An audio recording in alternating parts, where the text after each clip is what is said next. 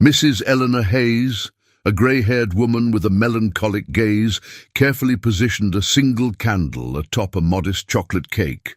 The dim kitchen light cast a glow on the photo frames lining the walls, memories of a time when her home was filled with laughter, arguments, and the chaos of raising 3 children.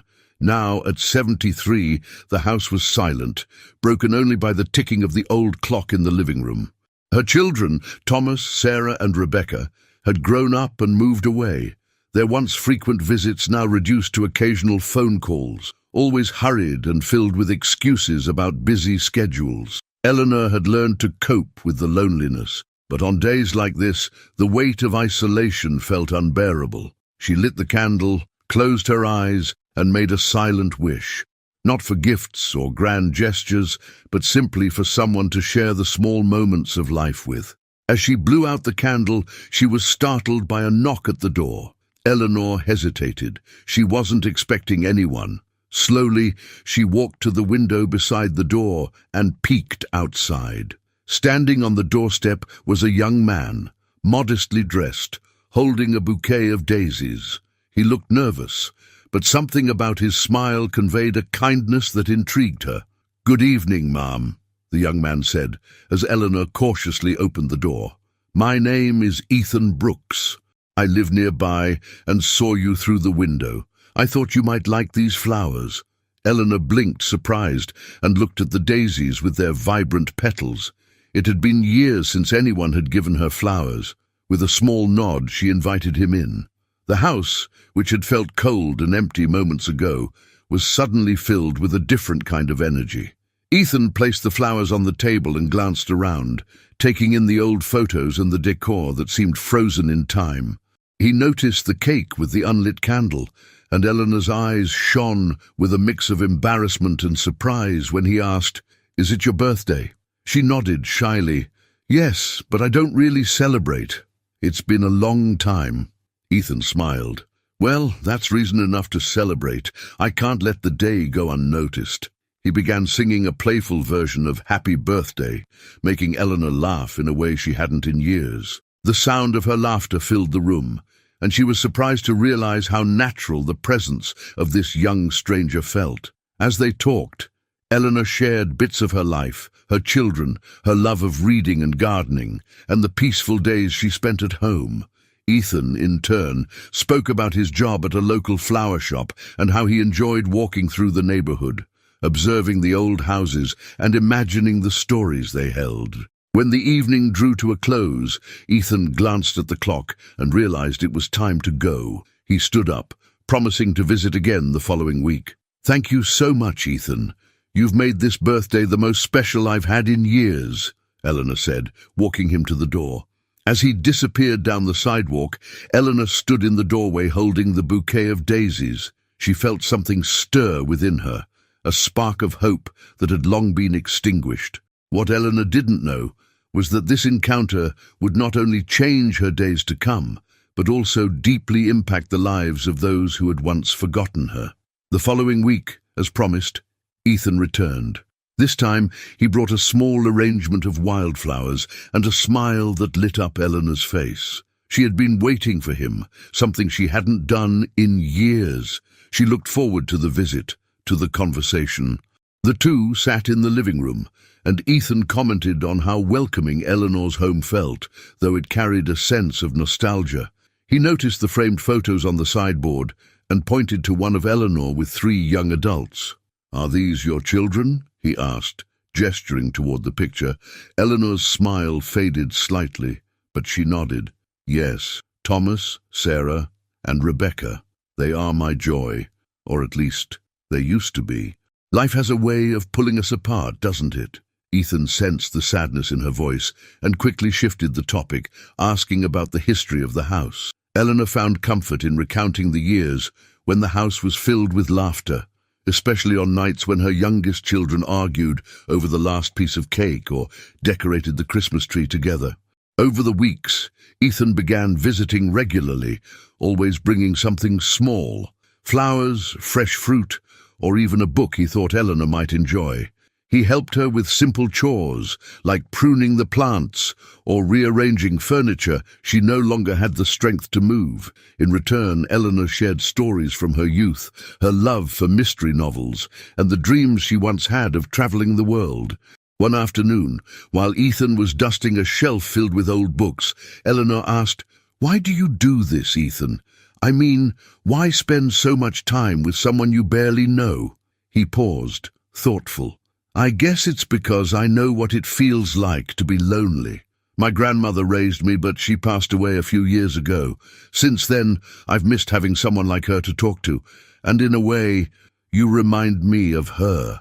Ethan's words touched Eleanor deeply. For the first time, she felt this wasn't just an act of occasional kindness. There was something genuine and mutual in their connection. However, their growing bond began to stir curiosity in the neighborhood. Some of the older residents started noticing Ethan's frequent visits and whispered among themselves, "Who is that young man? What does he want with Eleanor?"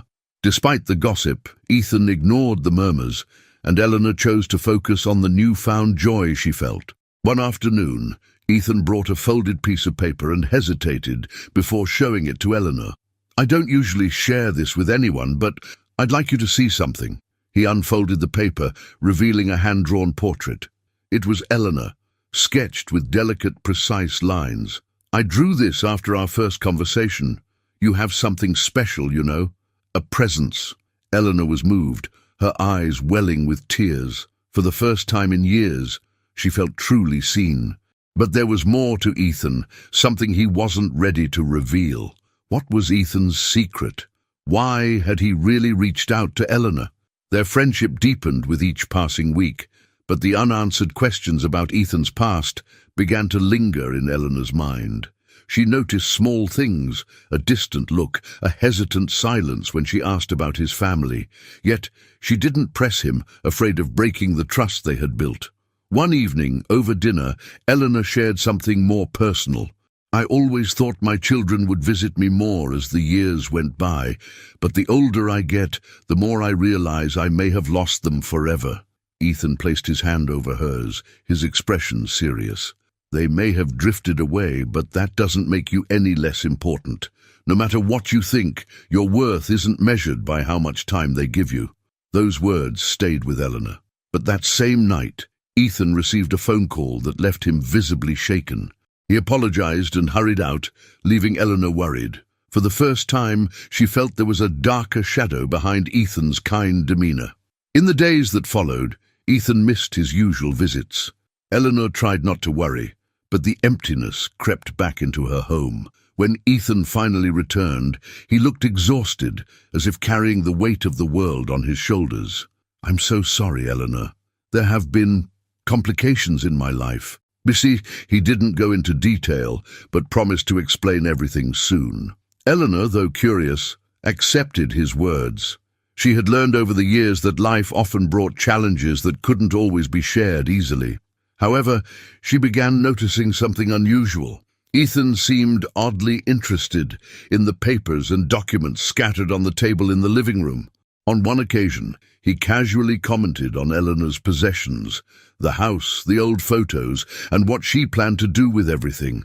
At first, she thought it was mere curiosity, but a seed of doubt began to grow. Was Ethan being sincere, or was there something more behind his intentions? Their relationship continued to blossom in the final months of Eleanor's life, but the lingering air of uncertainty became impossible to ignore. Eleanor sensed that Ethan was holding something back, but hesitated to confront him. Her days were filled with deep conversations, genuine laughter, and the companionship she had yearned for. Yet her health was deteriorating rapidly, and she knew her time was limited. One sunny afternoon, as they sipped tea in the garden, Eleanor broke the silence. "Ethan, I feel like there's something you're keeping from me. I don't want you to carry it alone, whatever it is." He looked down, avoiding her eyes. Finally, with a deep sigh, he spoke. "I haven't been completely honest with you, Eleanor. Not because I wanted to lie, but because I was afraid." She set her teacup down on the saucer with a soft clink and waited patiently. My mother worked in this house. She was employed by your family for many years when I was a child. After she passed away 3 years ago, I found a journal among her belongings.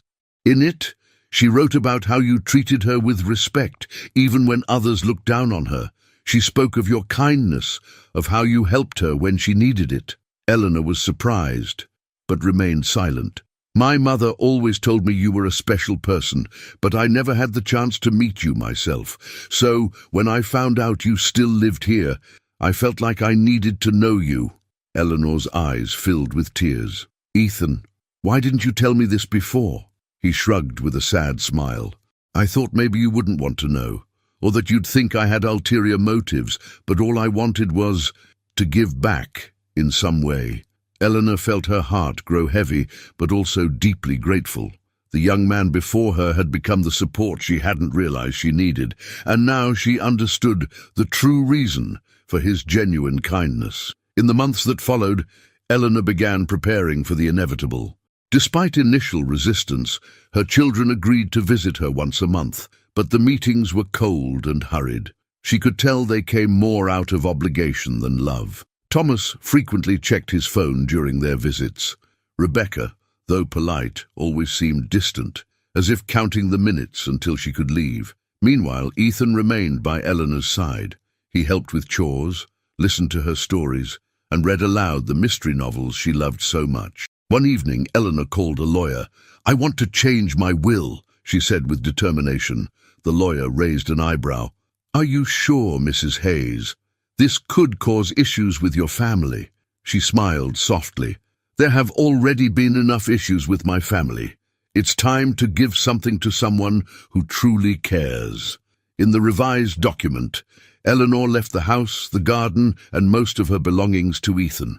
To her children, she left letters, words she hoped might one day help them understand what truly mattered in life. When Eleanor passed away a few months later, she did so in peace, surrounded by a sense of calm she hadn't felt in years. Ethan was by her side, holding her hand until her final breath. The news of her death brought her children back to the house, though not for the reasons Eleanor would have hoped.